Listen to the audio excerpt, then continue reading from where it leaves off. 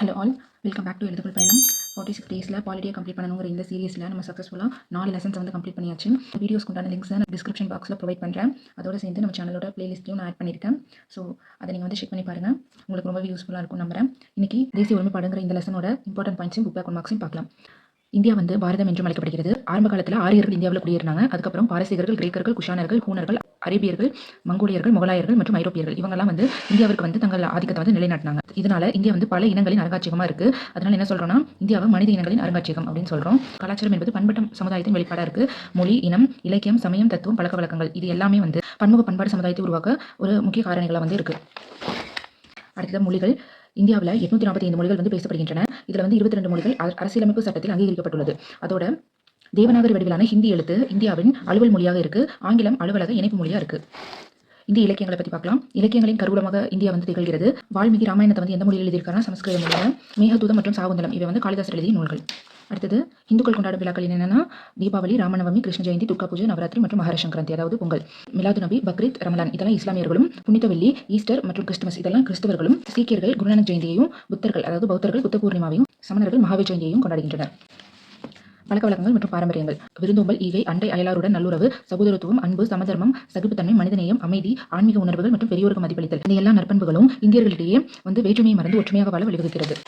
அடுத்து உணவு, உடை எப்படி இருக்குன்னா தென்னிந்திய மக்கள் அரிசியை உணவாக உட்கொண்டனர். அதே மாதிரி வட இந்தியர்கள் வந்து கோதுமையும் பருப்பையும் உணவாக பயன்படுத்தினர். உடை எப்படி இருந்ததுன்னா கம்பளி, பருத்தி, செயற்கை இலைகள், தோல் மற்றும் பட்டு இதனால செய்யப்பட்ட உடைகளை வந்து அவங்க காலநிலைக்கு ஏற்ற மாதிரி மக்கள் வந்து பயன்படுத்தினர். கலை, கட்டிடக்கலை. அஜந்தா மற்றும் எல்லோரா ஓவியங்கள் வந்து உலக புகழ் பெற்றவையாக இருந்தன. காந்தார கலை வந்து சிற்பக்கலைக்கு பெருமை சேர்ப்பதாக இருந்தது. காசி, பத்ரிநாத், கேதார்நாத், ஹரித்வார், பூரி கோவில்கள், சாஞ்சி ஸ்தூபி, மவுண்ட் அபுவில் இருக்க சமணர் கோவில், சரவண பெலகோலா இங்கே இருக்கிற கட்டிடக்கலை வந்து தலை சிறந்ததாக இருந்திருக்கு. அதே மாதிரி தென்னிந்தியாவில் மதுரை மீனாட்சி அம்மன் கோவில், தஞ்சாவூர் பிரகதீஸ்வரர் கோவில், மகாபலிபுரத்தில் உள்ள குடைவரை கோவில்கள், காஞ்சிபுரத்தில் உள்ள கைலாசநாதர் கோவில், வைகுண்ட பெருமாள் கோவில், திருவண்ணாமலையில் உள்ள அருணாச்சலேஸ்வரர் கோவில், அப்புறம் வேலூர் மற்றும் சிதம்பரத்தில் உள்ள கோவில்கள், அப்புறம் சாந்தம் திருச்சபை இது எல்லாமே வந்து சிறந்த கலை மற்றும் கட்டிடக்கலைக்கு எடுத்துக்காட்டுகளாக வந்து திகழ்கிறது. இசை மற்றும் நாட்டியம். கர்நாடகம் மற்றும் இந்துஸ்தானி இசைங்கிறது வந்துட்டு இந்தியாவை பிறப்பிடமாக கொண்டது. பரதநாட்டியம், குச்சிப்புடி, கதக், மணிப்புரி மற்றும் ஒடிசி இந்த நடனங்கள் எல்லாம் வந்து இந்தியாவில் புகழ்பெற்ற நடனங்கள். அடுத்து வேற்றுமை ஒற்றுமை. மொழி, உணவு, பழக்க வழக்கங்கள், உடை, மதம், கொள்கை, சமயம் இந்த காரணிகளால் நம்ம வேறுபட்டு இருந்தாலும் நம்ம எல்லாருமே வந்து இந்தியர்கள் அப்படிங்கிற ஒரு பேரால் ஒன்றிணைக்கப்பட்டிருக்கோம். அதனால வந்து இந்தியா வேற்றுமை ஒற்றுமை நிறைந்த நாடு அப்படின்னு சொல்லப்படுகிறது. அடுத்து இந்தியாவின் புவியியல் தன்மைகளும் அதன் பாதுகாப்பும் இருக்கு. சில காரணிகள் நம்ம ஒருமைப்பாட்டை வளர்க்கும் விதத்தில் இருக்கு. அவை என்னென்னா பண்பாட்டு பாரம்பரியம் மற்றும் பண்பாட்டு ஒற்றுமை, சமய சகிப்புத்தன்மை, இந்திய அரசியலமைப்பின் சமய சார்பற்ற தன்மை, தேசிய சின்னங்கள் மற்றும் தேசிய கொடி, தேசிய கீதம், மக்களாட்சி கொள்கைகளான இறையாண்மை, சமய சார்பின்மை, சமதர்மம் இது எல்லாமே வந்து ஒற்றுமை வளர்க்கும் காரணிகளாக இருக்குது. நவம்பர் 19ஆம் நாளே நம்ம ஒவ்வொரு ஆண்டும் தேசிய ஒருமைப்பாட்டு தினமாக கடைபிடித்து வருகிறோம். நவம்பர் 19 வந்து தேசிய ஒருமைப்பாட்டு தினம்.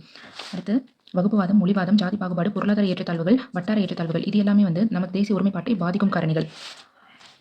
கிபி 1956 மொழி அடிப்படையில் இந்தியா வந்து பல மாநிலங்களாக பிரிக்கப்படுகிறது.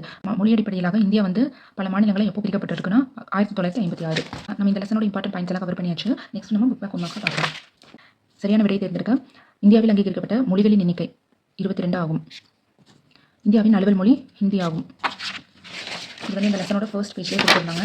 845 மொழிகள் பேசப்படுகின்றன. அவற்றுள் 22 மொழிகள் அரசியலமைப்பு சட்டத்தில் அங்கீகரிக்கப்பட்டுள்ளன. அதில் தேவநாகரி வடிவிலான ஹிந்தி எழுத்து இந்தியாவின் அலுவல் மொழியாக உள்ளது. ஆங்கிலம் அலுவலக இணைப்பு மொழியாக வந்து இருக்கு. இந்தியாவில் மாநிலங்கள் எதன் அடிப்படையில் பிரிக்கப்பட்டுள்ளன?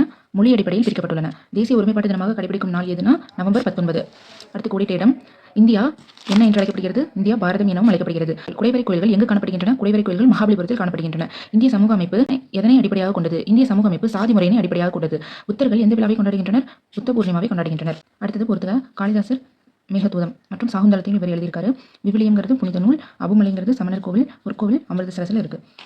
ஸோ சக்ஸஸ்ஃபுல்லாக நம்ம டே 5ஓட இந்த லெசனையும் கம்ப்ளீட் பண்ணியாச்சு. இந்த லெசன் வந்து உங்களுக்கு ரொம்ப யூஸ்ஃபுல்லாக இருக்கும் நம்புறேன். நெக்ஸ்ட்டு டே 6 நம்ம பார்க்க போகிற லெசனோட பேர் அரசாங்க அமைப்புகள் மற்றும் மக்களாட்சி. இந்த லெசனில் நான் மீட் பண்ணுறேன். Until then, stay tuned. Thank you for watching.